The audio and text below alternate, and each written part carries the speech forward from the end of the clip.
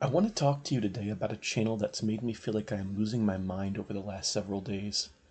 The channel is called Minecraft PSX Archive. Pretty unassuming name, right? Just a gameplay channel of the PlayStation edition of Minecraft? Well, you wouldn't be more wrong. You see, this channel is playing what they claim to be the original version of Minecraft. Not the classic initial release many of us remember playing on PC in 2009. No, this is supposedly a version developed for the PlayStation 1. The channel's video descriptions provide some additional context. Minecraft PlayStation Edition is a game developed by Mojang Studios in the year 1998 in a partnership with Sony Interactive Entertainment for the PlayStation console released in 1994. This game was a precursor to the classic Minecraft of 2009, although not many people are aware of it due to it being pulled from the store shelves just a year after release, with only about 1,000 copies or so ever being sold. I was lucky enough to stumble upon a copy at a retro game store about a month ago. Here's my experience with the title. The first video opens giving us some background on this mysterious PlayStation version of Minecraft that the uploader claims to have found. He claims to have discovered the disc at a local game store one day and had never heard of it before then. The game was in the classic PlayStation 1 game case, but with one unique quality. The case, similar to games like Final Fantasy VII, contained multiple discs within it. Even more strangely, the discs were not numbered, and instead, each contained a title. The first disc being called the Overworld, the second, the End, and the third, the Slip. Now, I haven't kept up with Minecraft too heavily in the past few years, but I am positive that the game did not have anything called the Slip when I used to play. Is this some kind of demo version of what would eventually become the Nether? I did a bit of digging into this, and this may actually be the case. It seems that when Notch was developing the game, he didn't know what to call the Nether at first, and a tweet from 2010 references that the Slip was a name that he considered to not be final.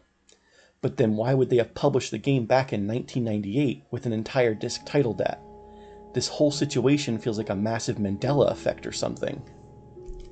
Back to this topic in the future. Let's continue on with the rest of the video. We also get to see some of the back of the game case, which at first glance doesn't seem too strange. We get standard gameplay pictures, a game rating, but wait, is all the text in the game's enchanting language?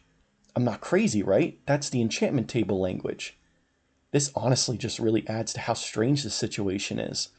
I mean, this could just be a unique way to market the game, but anyone buying this game back in the 90s would have had absolutely no idea what game they were getting. Maybe this is why it was pulled from store shelves too early? Really bad marketing? No, that can't be it. There must be something more to this. Okay, let's move on and actually see what some of the gameplay is like. Now, first impressions are pretty low. We get an average loading screen before the main menu of a grass block rotating on a black screen. We're probably going to see a lot of loading screens given the low-end hardware that was available in the 90s. The main menu then appears.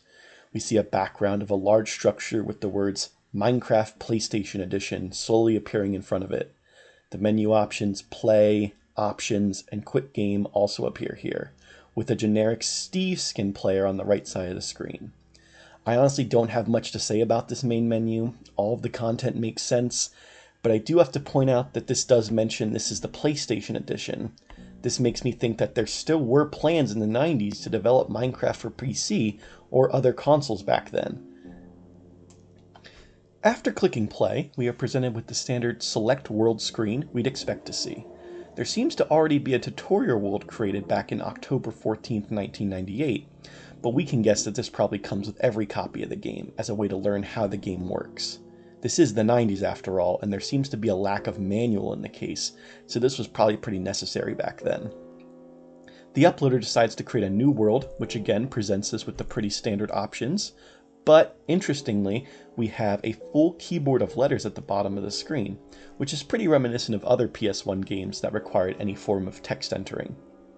We get a world name entered of 1998, which is pretty fitting, and then world creation begins. This does take a while, which again does not surprise me due to the hardware limitations of the time. When the game loads in, we are immediately presented with what I would consider to be the Uncanny Valley equivalent of Minecraft. I don't quite understand what it is, but this is both an extremely familiar scene, while also being extremely unnatural. Visually, the game looks fairly similar to how we all know it. The blocks all look correct. The character HUD is a little bit different than normal, but all the standard things are here. We have food, armor, health. We have an experience bar and an item access bar at the bottom. And in the top left, we have game coordinates and a third-person view of our camera. We even have PlayStation icons, with a square icon being in the bottom left and the R2 button icon in the bottom right telling you how to break blocks. The uploader then begins the usual start to a Minecraft world by punching trees. So far, one big difference I'm taking notice of is a very low render distance, and a lot of eerie fog in the background constantly. It's likely there to kind of hide that rendering. Not necessarily surprising, but it does give the whole scene this kind of eerie atmosphere. Gameplay continues like normal, with us gathering some iron, until we come across something that just feels extremely out of place. And, I'm sure...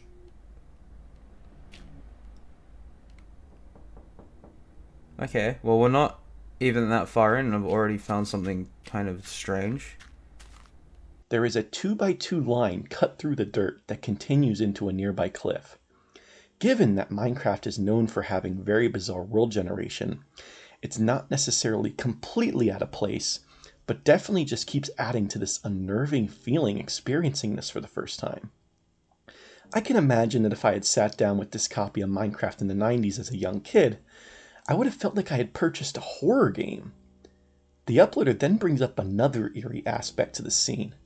The dirt block should have mostly been turned into grass, so it makes it feel like the blocks were just recently destroyed. But that's not possible. Probably just a glitch.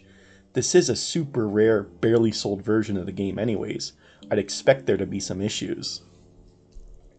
The uploader then decides to do the exact opposite thing anyone else would do in this situation, and makes the super creepy area their home base. While building their base, the game randomly pauses with no menu screen available before quickly resuming. The uploader finishes a very basic house as the first night begins. This is very uneventful, aside from some bizarre audio being played.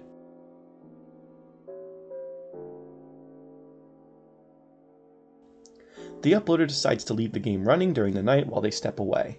At first, nothing really strange happens, until a graphical glitch occurs.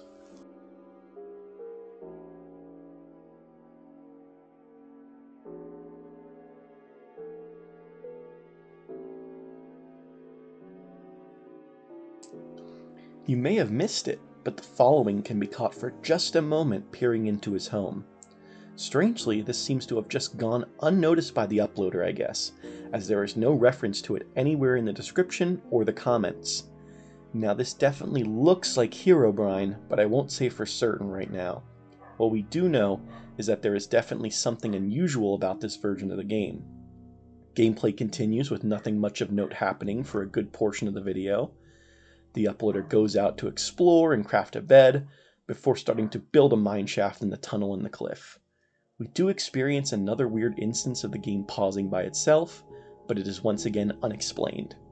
At the end of the gameplay, we discover that there is a sort button in the inventory screen, and as the button is pressed, we hear what appears to be the door opening, and then a complete crash of the recording. And we're gonna make some torches too.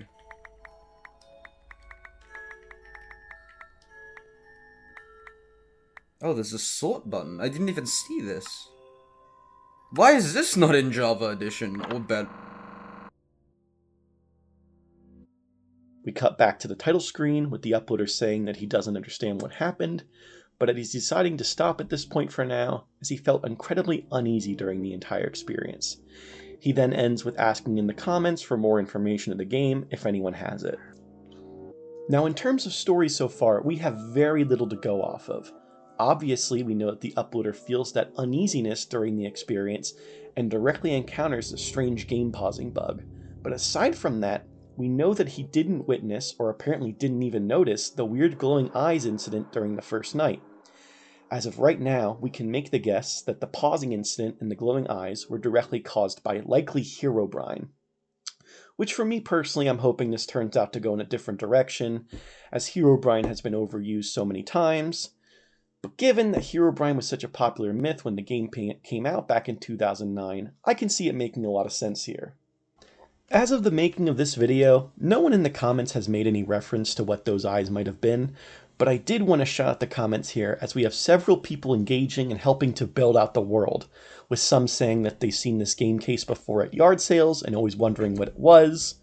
We also get a reference in a comment to the enchanting table language on the back of the case that I pointed out earlier. I'm going to continue to do some research on that on my own time to determine if there's a way to decode that text or not. If you happen to already know a way, definitely let me know in the comments. I'll definitely be covering this story more as more videos are added to this channel. If you'd like to see them or hear my thoughts on them, I recommend you subscribe to my channel, The Blackwood Archive, as well as the creator's channel, Minecraft PSX Archive, to see how this unfolds. If you liked this video, please leave a like, and if you didn't like the video, please feel free to tell me and leave it in the comments section. Looking forward to seeing you all again real soon.